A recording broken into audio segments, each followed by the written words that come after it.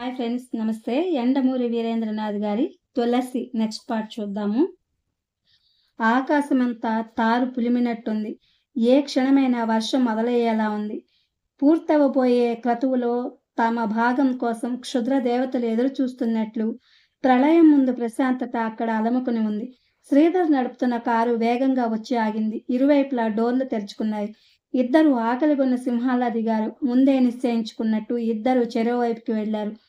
చాలా చురుగ్గా, వేగంగా. దూరంగా కోట తాలూకు నల్లటి ఆకారం చీకట్లో అస్పష్టంగా కనిపిస్తోంది. శ్మశానం దాదాపు మైలు విస్తీర్ణం ఉంది. ఆ తరువాత తుప్పలు, చెట్లు ఒకవైపు, ఏరు.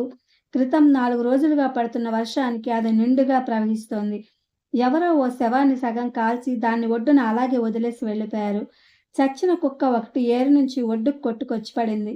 దాని వాసన అక్కడంతా అసహ్యంగా వ్యాపించి ఉంది.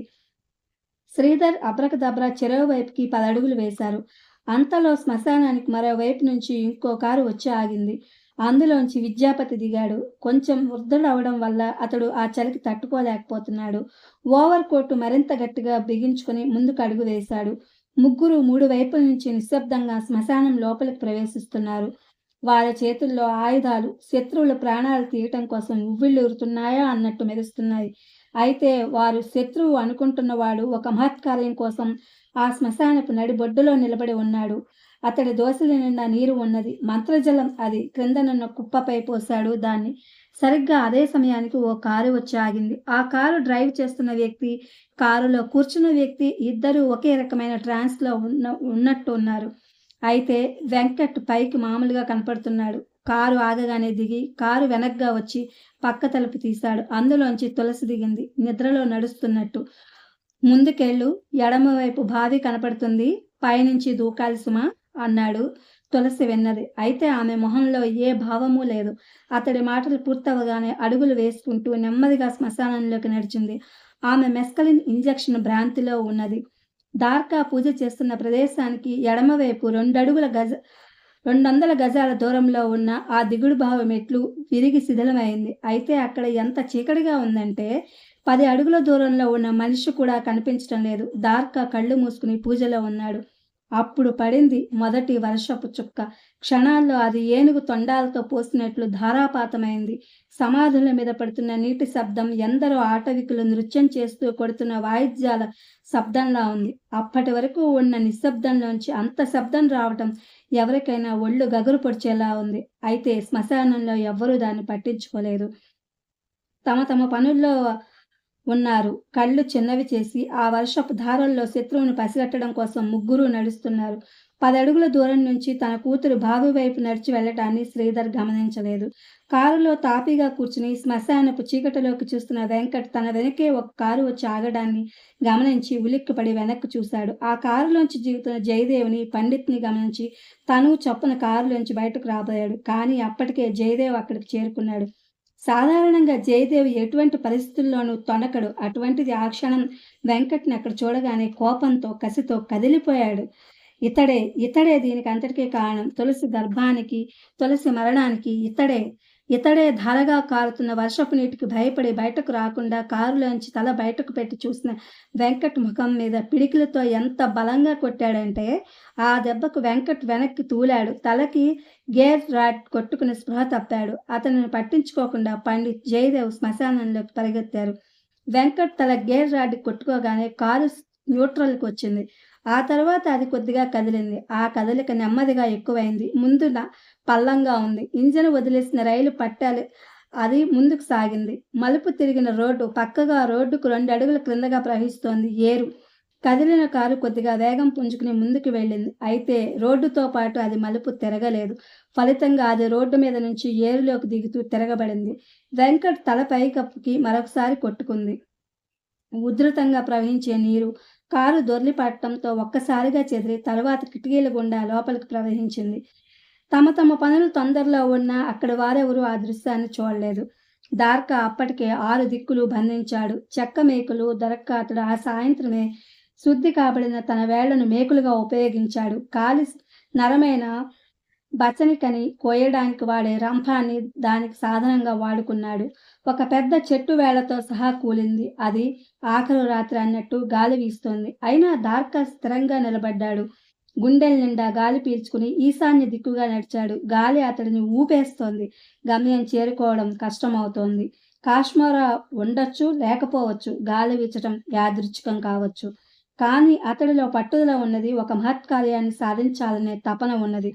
వర్షం అలల్లా వచ్చి అతడి మొహాన్ని బాణాలతో కొడుతున్నట్టుంటుంది. అయినా ఈశాన్య దిక్కుకి అతి కష్టం మీద చారుకున్నాడు. ఈశాన్య దిక్కుకి అతి కష్టం మీద చేరుకున్నాడు. కుడి చేతి చూపుడు వేలు పోయింది. వర్షపు నీరు ఎర్రగా మారుతోంది. ఇక ఆఖరి దిక్కు మిగిలింది, ఉత్తర దిక్కు. అతడు అటువైపు నడుస్తూ ఉండగా కొద్దిలో ప్రక్క నుంచి శ్రీధర్ వెళ్ళిపోయాడు. ఆ చీకటిలో ఒకరినొకరు చూసుకోలేదు. దార్కా ఉత్తర దిక్కుకి చేరాడు. అదే ఆఖరి పోరాటం అన్నట్టుగా అతడిని గాలి పడగొట్టడానికి ప్రయత్నిస్తోంది. తన ఓటమికి ఆయుత్తమవుతూ ఓడిపోకుండా ఉండడానికి ప్రయత్నిస్తూ క్షుద్ర దేవతలు అతడితో పోరాటం జరుపుతున్నారా అన్నట్లు శబ్దాలు అతడి నోటిని, గాలిని, ప్రకృతిని. ఉత్తర దిక్కున అతడు వంగాడు. కత్తి ఎత్తాడు.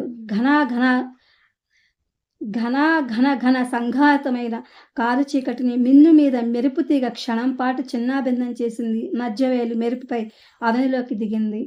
అతడిలో నిస్సత్వం ఎక్కువైంది. అతడి ఒంటి మీద పడిన వర్షపు నీరు భూమి మీద ఎర్రగా జారుతోంది. అతడు శ్మశానం మధ్యకు జారుకున్నాడు. అక్కడ దాన్ని స్థాపితం చేయాలి. అదే అన్నిటికన్నా కష్టమైన విద్య. అతడు మోకాళ్ళ మీద కూర్చున్నాడు. గురువుని స్మరించాడు. మొండి చేతులతో మట్టిని తవ్వుతుంటే విరిగిన ఎముకల్లోకి చేరిన బురద ప్రాణాన్ని తోడేస్తోంది. బాధని పళ్ళ బిగువన అదిమిపెట్టి ప్రార్థన చేస్తూ పని నిర్వహిస్తున్నాడు. గుంట తవ్వి నడుము దగ్గర నుంచి గుడ్డ బొమ్మ తీశాడు. దాన్ని ఆవహించడానికి కాశ్మీరాన్ని ఆహ్వానిస్తూ మంత్రం చదివాడు. కాలిన కపాలాల మీద చినుకు చిటపటలు రవమై, భీకరమై, ఫెళఫెళ నినాద ఘనమై, జంజాజంజ మరుదగ్నిత చిలమంద్ర స్వరమైంది. ఆచార్యులు వారు చెప్పిన ఆఖరు మంత్రాన్ని అతడు పఠించాడు. యదచోప్ర వన్యంత్వరతో విశ్వత్సహ.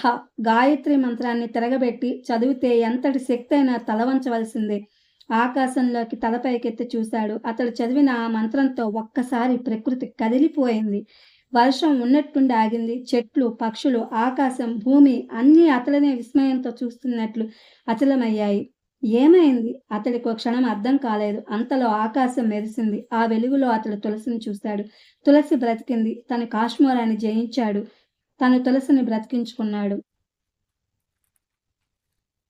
అప్పుడు ఆనందంతో అతడు పెట్టిన కేక దిగంతాలకు వ్యాపించి మరింత విస్తృతమై గొంతులోనే ఆగిపోయింది. హృదయం నిండా ఆనందం నిండింది. కనుల నిండా గర్వం నిండింది. చేతులు సాచి తులసి అన్నాడు. తన తులసి ముందుకొస్తోంది. ఆ ఆనందంలో మరోసారి మెరిసిన ఆ మెరుపు వెలుగులో తనని చుట్టుముడుతున్న ముగ్గురిని అతడు చూడలేదు. ఆ ముగ్గురు కూడా ఒకరినొకరు గమనించుకోలేదు. వారి దృష్టి దార్కా మీదే ఉంది. 3 వైపుల నుంచి అతన్ని చుట్టుముడుతున్నారు. అయితే అందరినీ గమనించింది జయదేవ్ ఒక్కడే. చెయ్యెత్తి ఆగండి, అతడిని చంపకండి అని అరిచాడు. ఒక ఉరుము అతడి స్వరాన్ని మింగేసింది. అతడి అరుపు వృధా అయింది. ముందు గాలిలో సర్ అన్న ధ్వని. మొదటి క్షణం దార్కాకి ఏమీ అర్థం కాలేదు. తర్వాత ఒక్కసారిగా బాధ అతడి శరీరమంతా వ్యాపించింది. మోకాళ్ళ మీద ముందుకి కూలిపోయాడు. జయదేవ్ అతడి వైపు పరిగెత్తబోయాడు. అంతలో తులసి బావి వైపు వెళ్లడం కంటపడింది. అది ముఖ్యం. అటు వెళ్ళాడు. దూకబోతున్న ఆమెని పొదవి పట్టుకున్నాడు. ఆమె భ్రాంతిలో కోరిక పూర్తయింది. 2-3 ఇంజక్షన్లతో ఆమె 10 రోజుల్లో బాగుపడింది. ఇక ఆమెకు పర్లేదు. ఆ నమ్మకం కలిగాక స్పృహ తప్పి ఉన్న ఆమెని పండిత్కి అప్పగించి అతడు దార్కా వద్దకు పరిగెత్తుకొచ్చాడు. తడిసిన నేల మీద దార్కా వెల్లకిలా పడి ఉన్నాడు. అతడి కళ్ళు ఆకాశంలోకి శూన్యంలోకి చూస్తున్నాయి. చిన్న స్పర్శ తలను కదిల్చిన భావన. అతడు కళ్ళు కదిల్చాడు. తలను తన ఒళ్ళోకి తీసుకుంటున్న జయదేవ్ కనిపించాడు. జయదేవ్ కంటి నిండా నీళ్లు. ఎవరికి తెలుస్తుంది ఈ దార్కా చేసిన త్యాగం సంగతి? క్షుద్ర శక్తుల ఉనికి ప్రశ్న కాదు. ఇక్కడ త్యాగం ఉన్నది. విశ్వజనీనమైన ప్రేమ ఉన్నది. దార్కా దార్కా అని తనలో తనే గొణుక్కున్నాడు. దుఃఖంతో గొంతు పూడుకుపోయింది. మాట రాలేదు. ఒక్క క్షణం ముందొచ్చి ఉంటే ఎంత బావున్నా అన్న భావన అతడి హృదయాన్ని కలిసివేస్తోంది. అంతా నిశ్శబ్దంగా ఉంది. జయదేవ్ చెయ్యి ఆప్యాయంగా దార్కా తలని స్పృశించింది.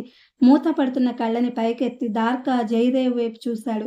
అతడి పెదవులు నెమ్మదిగా చిరునవ్వుతో విచ్చుకున్నాయి. చుట్టూ చూశాడు. తన వైపే చూస్తున్న ముగ్గురు. అతడి కళ్ళు మూసుకున్నాడు. ఎక్కడ పుట్టినవాడు తను? ఎవరికి పుట్టినవాడు? అతడికి తన బాల్యం జ్ఞాపకం వచ్చింది. గురువైన పిశాచి జ్ఞాపకం వచ్చాడు. కఠోరమైన నియమాలు, శ్మశానం, అర్ధరాత్రి, చలి, వర్షం, మంత్రాలు, ఆచార్యుల వారి ప్రార్థన, మానవత్వం, చివరిగా తులసి. అతడి మొహంలో నవ్వు అలానే ఉంది. మనుషుల క్రూరత్వాన్ని, స్వార్థాన్ని ప్రశ్నిస్తున్నట్టు ఉంది అది. అంతలో అతడి కళ్ళ ముందు ఒక దృశ్యం కనబడింది. ఒక చక్రం 24 మూలలున్నది. గిర్రున తిరుగుతోంది. దాని మధ్యలో ఒక ఏనుగు, 6 తొండాలున్నది. ఏనుగు తలపైగా ఒక కమలం నెమ్మదిగా విచ్చుకున్నది. బ్రహ్మ సాక్షాత్కారమైనది. ఒక రక్తపు చుక్క చివరిగా నోటి నుండి పక్కకి జారిపోయింది. దానితో పాటు అతడి ప్రాణం కూడా పోయింది. ఒక గాలితెమ్మెర విషాదంగా అతడిని స్పృశిస్తూ వెళ్ళిపోయింది. ఇది ఫ్రెండ్స్ యండమూరి వీరేంద్రనాథ్ గారి 'Tulasi'. Thank you for watching.